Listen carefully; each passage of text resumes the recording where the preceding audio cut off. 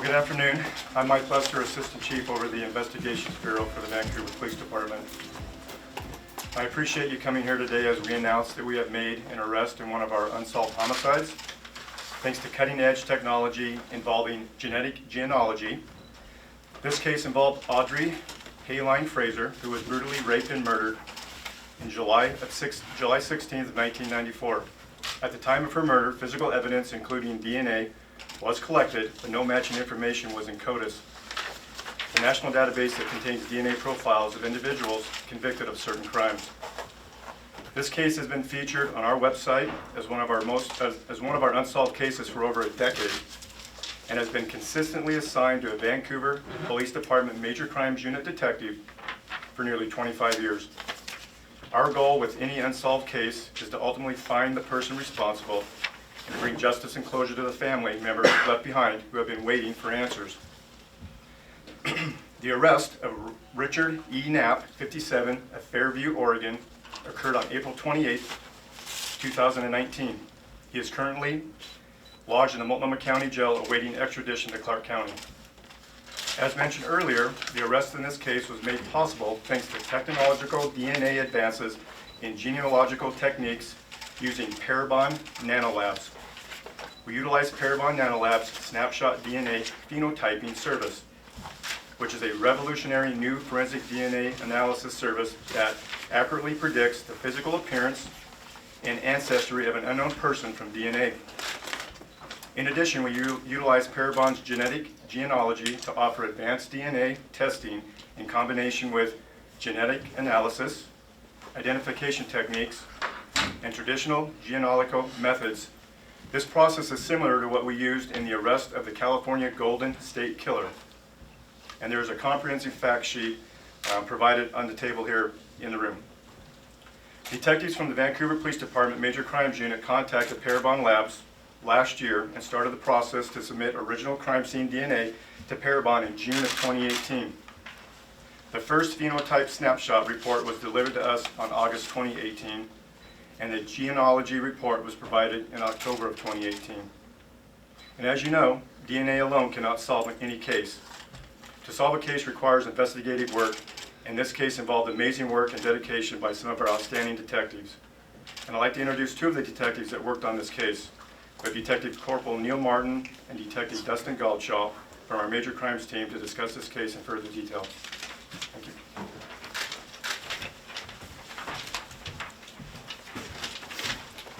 Afternoon, Detective Dustin Galdshaw, Vancouver Police Department. Detective Neil Martin, also Vancouver Police Department.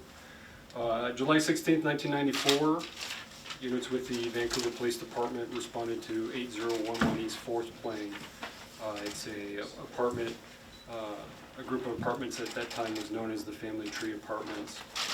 Initial investigation was conducted and determined that there was a deceased inside an apartment. It was later identified as Audrey Frasier, maiden name of Hoellein.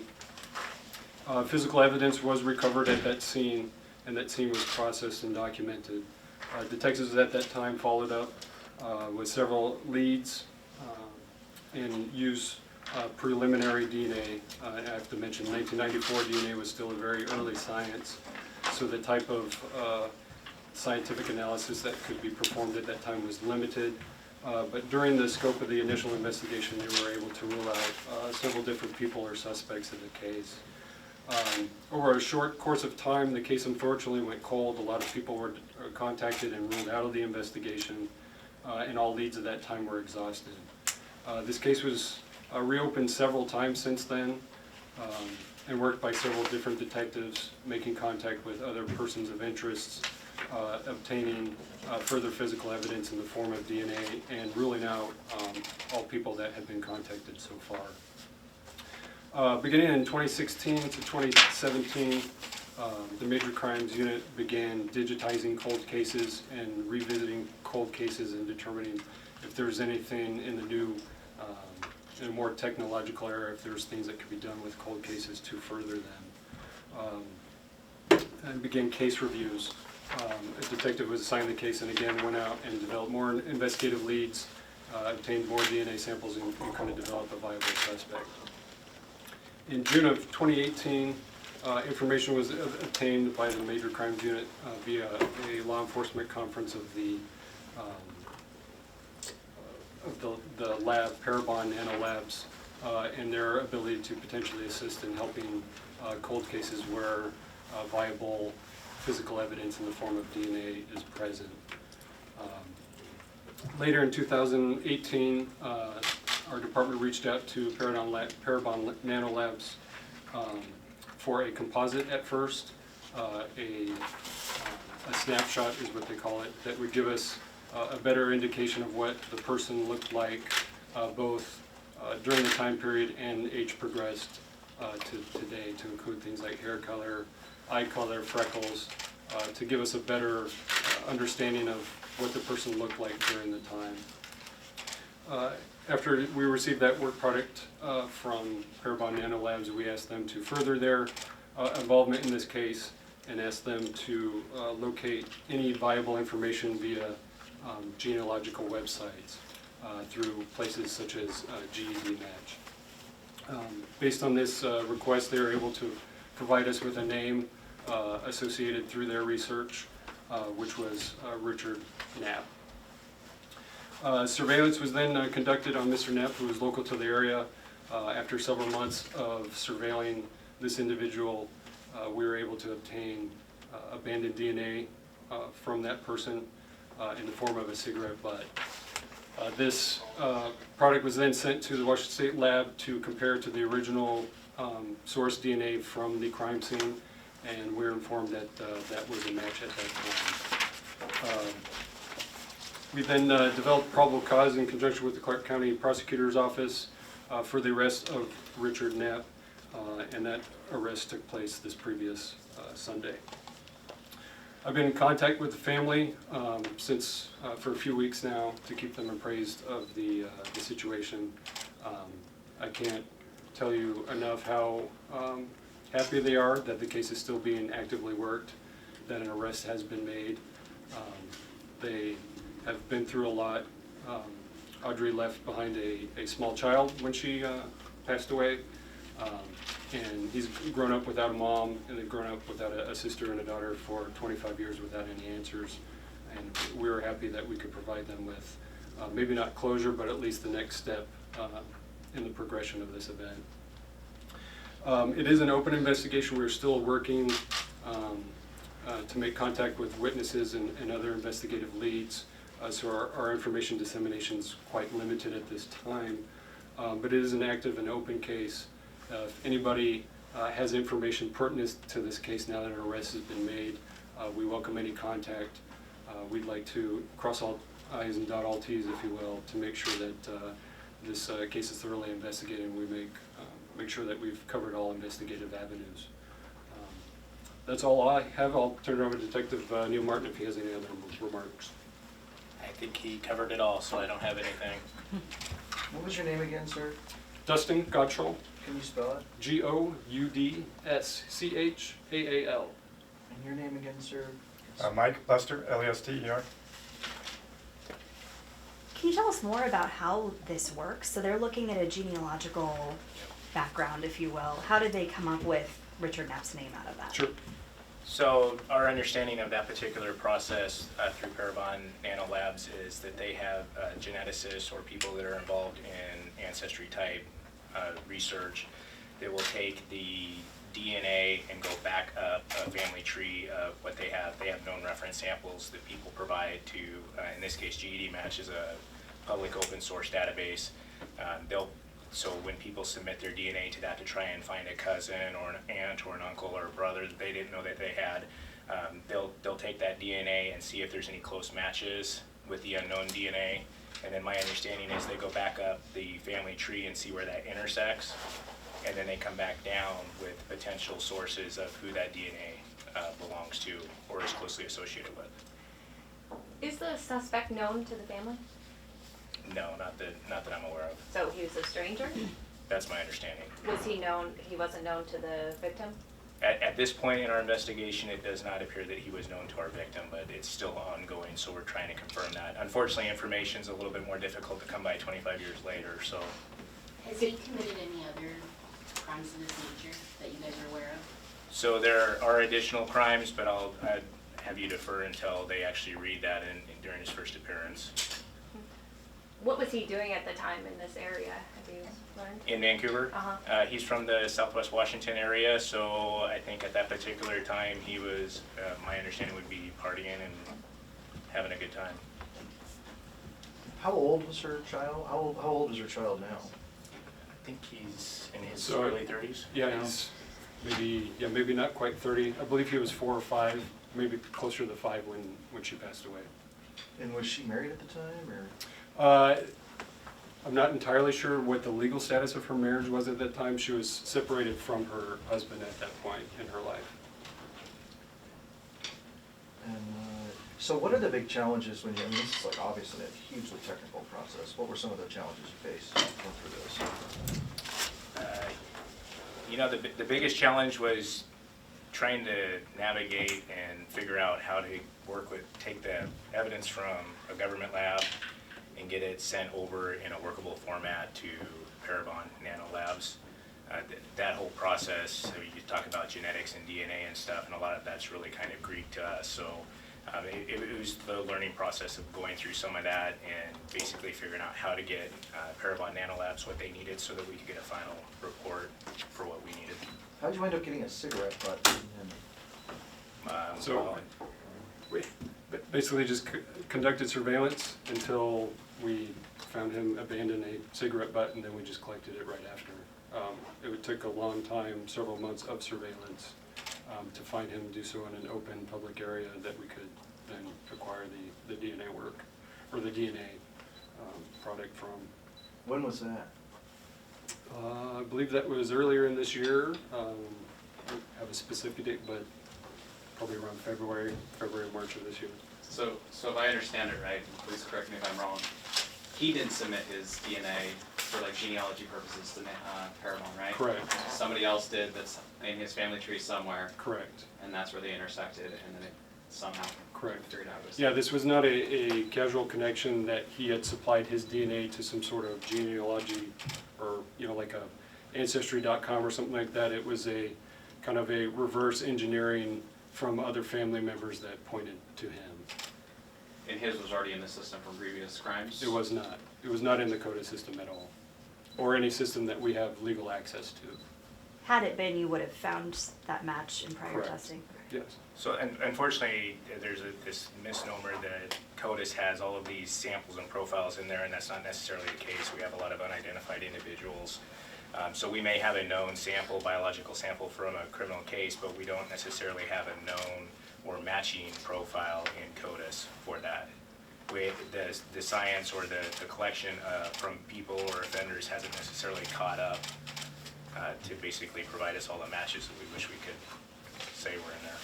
How widely is this system used? I mean, you guys are using it obviously, but is this used by other agencies in the area, or? Which system, Parabon? Oh, yeah, all of this. So I think Parabon's really come to the forefront in the last couple of years, and so I think you'll see more and more law enforcement agencies using it because they can do things with the DNA to kind of provide us or give us investigative leads or steps. So you could probably go Google it, and you would probably find multiple successful cases throughout the nation, not just Vancouver. How much does it cost? It varies, there's a cost for everything, right? So the initial snapshot cost, there was a base fee, and then for everything in addition that you wanted to do, so you could do multiple age progressions. We only did 25 and 45 because there's a cost for each one above and beyond the 25. There's an additional cost for the genealogy testing. So in this particular case, it was several $1,000s. But Do you know how much? I want to say it was around $6,800, I think. And are you using this for other cases too? Absolutely. Having said that, they're all, it's based upon the facts and the physical evidence that we have from each particular case. But we will be using this. My hope is for all cases that would have a pattern that would allow us to use them.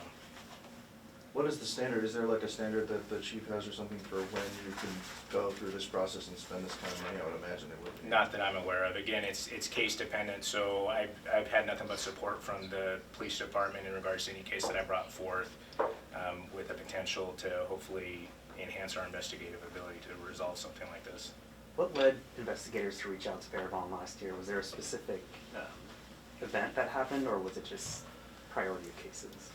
No, I think ultimately what led us to reach out to Parabon was we had attended part of our ongoing training. We had attended a conference. At that conference, Parabon was a vendor there. They had some case studies that we thought might be applicable to some of our cases, and some successful resolutions in regards to some of their cases that we thought would translate well within the city of Vancouver for some of our cool cases that have just been sitting on a shelf. So, What had Mr. Knapp been doing when you arrested him? Like, what was he doing these last few years? You said he's still in the area. yeah, so Yeah, my understanding in conducting surveillance of him is, I think what you expect any working 57-year-old person to be doing, going to work and going home. And Where did he work? he worked in the Portland airport area. At Portland Airport? Not for Portland Airport, but in the Portland airport area is all I can really say at this time. And just to clarify one more time, so this company identified family tree kind of relatives, and it sounds like they were the ones who said you might want to look at Correct. Richard. Okay. oh yes, they get all the credit. We wouldn't have figured that out. You guys, obviously, you look pretty young. You guys weren't here in '94, I'm assuming. No? No. Okay. Just didn't know if you guys had any connection to the case. You're, in the you're out of very, high very school, and I beginning. think he was still in high school. So. So taking this kind of over, I guess, from kind of a cold case, really just, coming out of cold, how does it feel to, as police detectives, to solve this? Well, I mean, obviously, solving cold cases is a good feeling. I feel for the previous detectives working this, because there was a lot of ups and downs with that investigation, and they didn't have some of the tools that obviously we have now. We have the ability to get a hold of a lab that does lab stuff and gets us an answer. So I don't want to take away from their previous attempts, which is really just street work, which was a lot of just making contact with people and establishing a rapport with them and getting them convinced that it's in their best interest to submit a DNA sample if they even want to. And so there was a lot of legwork that they did that I don't want to disregard. But it's a great feeling. I think it's a great feeling for the family. I know that in my personal contacts with them, that's the joy I get out of this, is nothing that's going to come from this case or what potentially could happen to Mr. Knapp. It's that phone call I was allowed to make to her brother, and notification I made in person to her son that something was happening, and it was happening soon. Taking a step back, what are some of the challenges in solving cold cases that are this old? So, and I think, and we've talked, some of the misnomers I think sometimes is that in every cold case there's going to be this type of evidence, and then thereby we can solve every cold case by just sending something to a lab and they tell us who did it.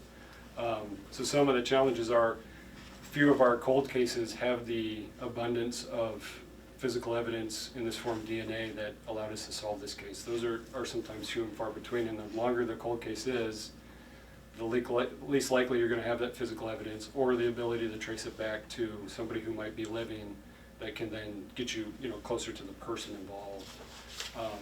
So while it's great for solving cold cases, it's probably only solving a small percentage, unfortunately. So it relies on like a break, would you say? Somewhat. Yeah.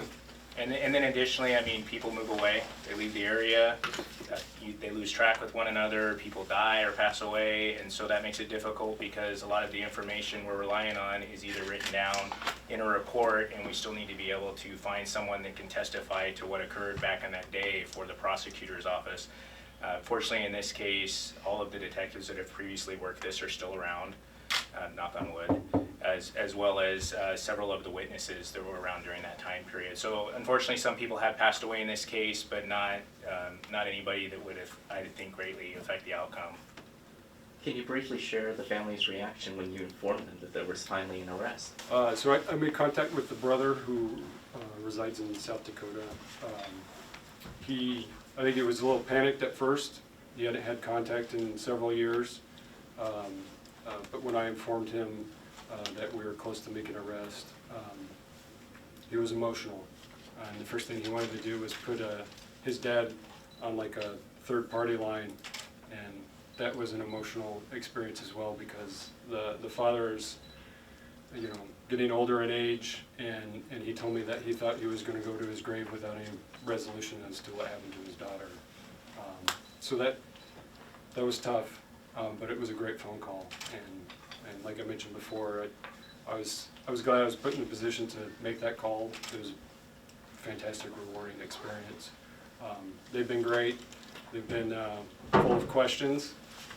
I've had contact with him very frequent, but you know, the distance away, they haven't been in the Vancouver area for a long time, so they were super thrilled with it.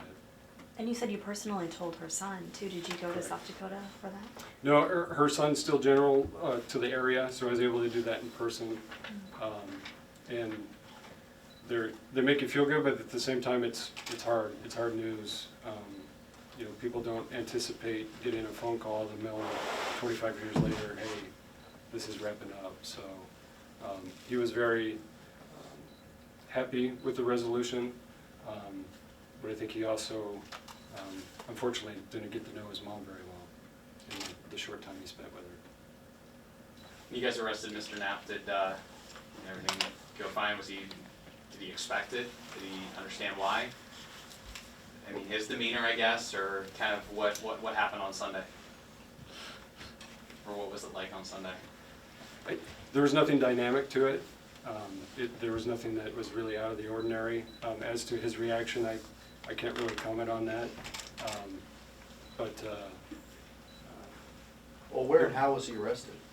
He was arrested in just out nearby his residence in Fairview, Oregon. On a traffic stop? Correct. You guys pulled that. You've mentioned he may be facing other charges in this case, but does he have a prior record? So that information will probably be all expunged during his initial, and I should have probably mentioned that it's our understanding that he did make extradition, so he's currently lodged at Clark County Jail at this moment, and I would anticipate probably his appearance being tomorrow morning.